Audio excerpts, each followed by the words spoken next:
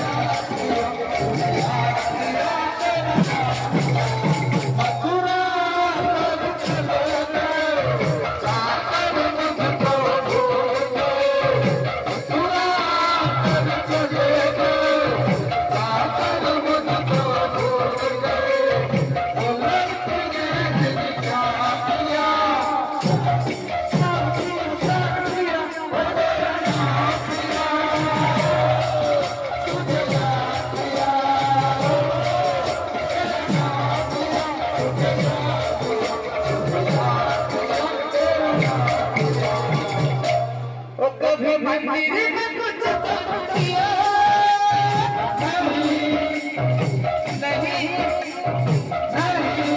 और कभी कमरे को कुछ किया नहीं, नहीं,